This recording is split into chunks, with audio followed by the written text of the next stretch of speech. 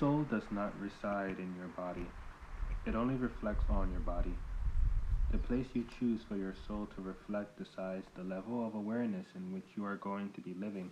Every individual body should be given all possible support till the end, even though you may perceive this as a suffering pain. Nithyanandam, God and Goddesses, and welcome back to Glimpses Astrology.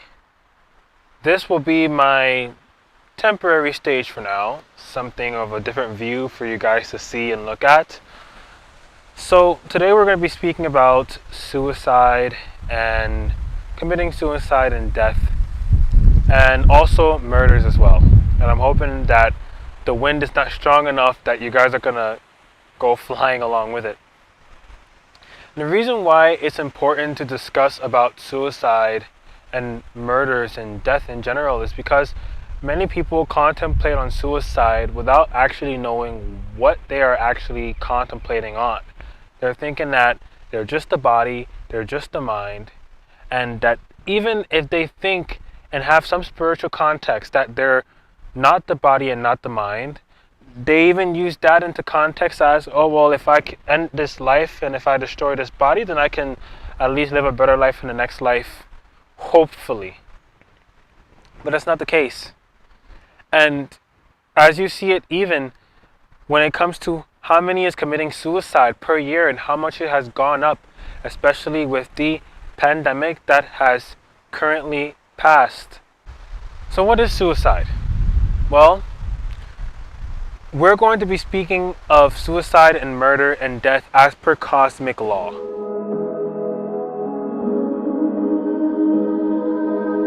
Because cosmos does not have biased opinions or the idea of good or wrong or right or bad.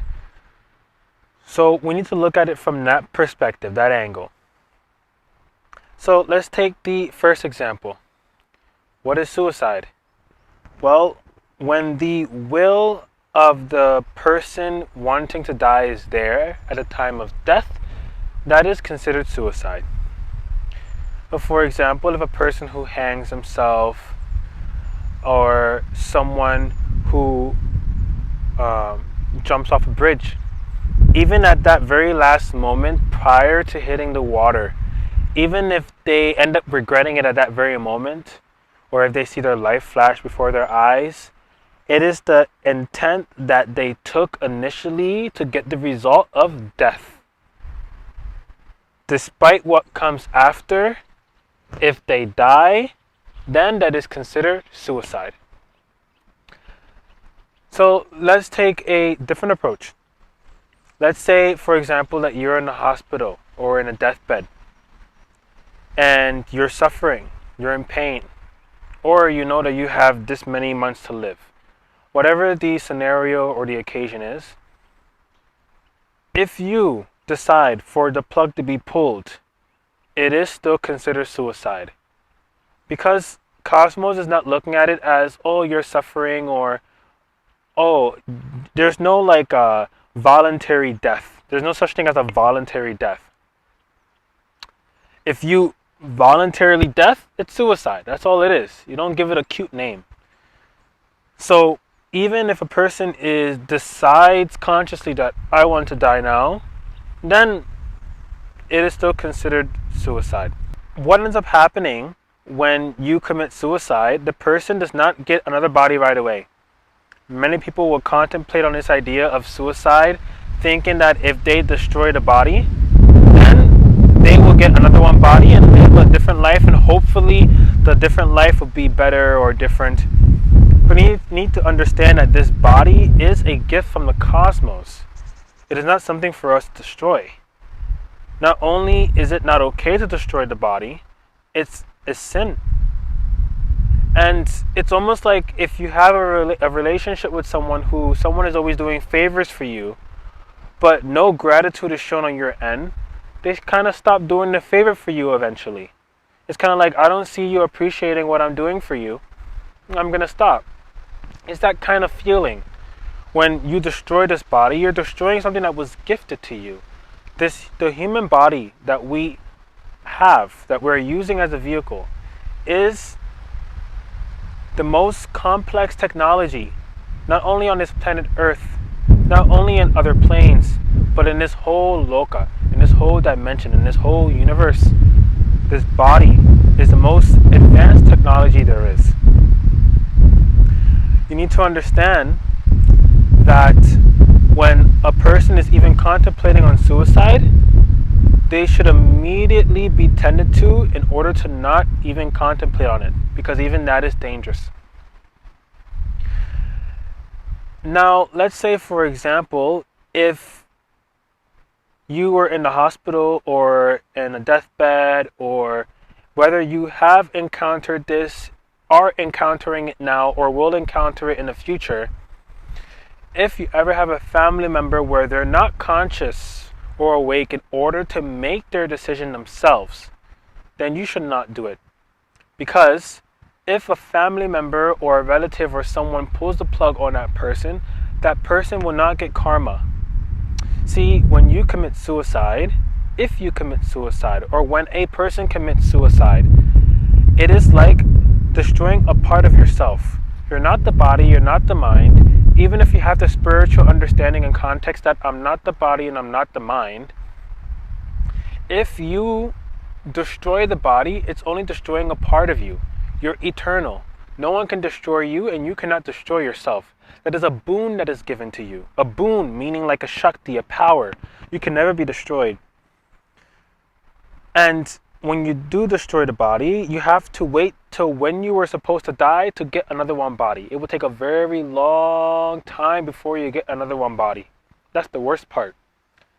And even gods and goddesses, Dev and Devatas, land in the human body is the only way they can obtain enlightenment. You'll be literally delaying your process of obtaining enlightenment much more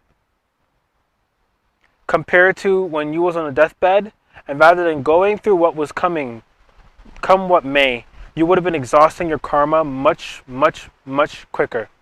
But you went ahead and a person committed suicide and stacked more karma on top of the karma they already had for which they were suffering, or felt that they were suffering.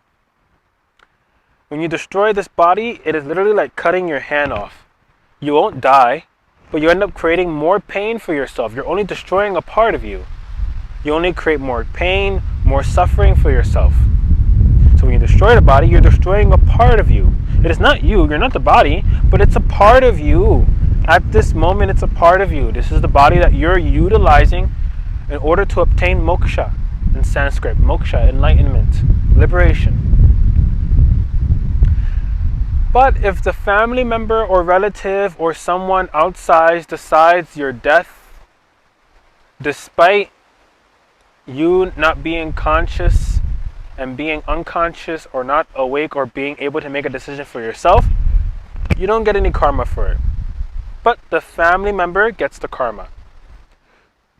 Now let's say if you don't have any family members, if a person has no family members and no friends or relatives, and the hospital has to make the decision themselves, because not all hospitals are wealthy. There are some hospitals where they have a budget, and keeping someone alive for multiple days, weeks, and months is very, very expensive, and that's understandable. But Cosmos is not looking at it as, oh, okay, well, it's kind of expensive, so, we'll pardon this you pulling the plug on this person, and then no, it is still considered as suicide. So if there's no family or relative, and if the hospital makes a decision to pull the plug on someone because it is too expensive for them and they can go bankrupt, the hospital itself gets the karma, but the person does not get any karma. And this happens, right? There's practical situations where those decisions has to be made, but they should be very clear that they are going to get karma. And again, it's not from the angle of good or bad, right or wrong. It's not like, oh, the hospital is wrong for ending someone's life. They're covering. They decided to cover themselves. If they go bankrupt, then there'll be many more people that would have to die, and they wouldn't be able to support, or at least the very least. It's not the idea of, letting one die to save the many. No, it's not like that. And it should never be like that. It's simply the fact that they initially took some action in order to result someone's death. Simple as that. And that is considered murder. So that's what murder is. Someone having with the intent of destroying someone else's body. And forget about killing someone, because no one can be killed. Just destroying the body itself. So if you destroy anyone else's body that they're using, then what ends up happening is that it is considered as murder, and that person gets their karma. And it is a similar effect. Now, when it comes to the suicide and murder, it varies depending on, the person's past deeds, the person's dharma, the person's karmas, and all these different things. But this is for the majority. I'm not speaking for the 100%, every single person who commits suicide. It's not like, oh, the person commits suicide, they might go in a nice place and might get a body right away. No, I'm not speaking like that angle. They could end up waiting longer. Maybe they don't get any body. Maybe they stay in some lower dimension for a long period of time. Right. But for the majority, a person who considers murdering someone, killing someone, destroying someone's body, they get karma for it immediately. While they're in the body living, and even after leaving the body, it's nothing to be afraid of. Death is just a transition from one body to another body. And we don't have death. This cycle of death and rebirth is something I'll speak in a later video. But our life is not this one life that you're in right now.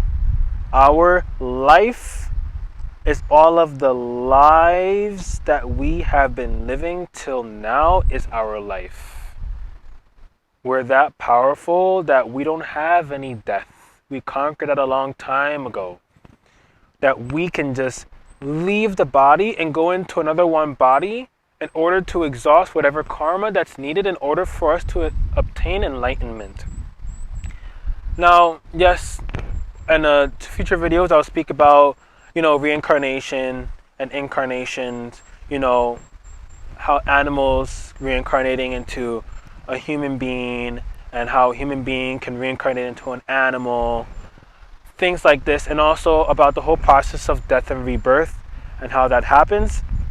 I will speak on that in upcoming videos.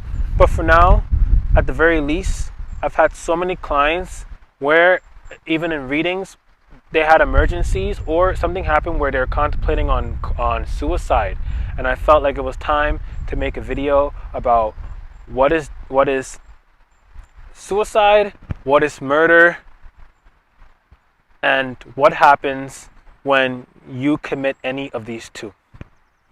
So thank you so much, guys, for watching.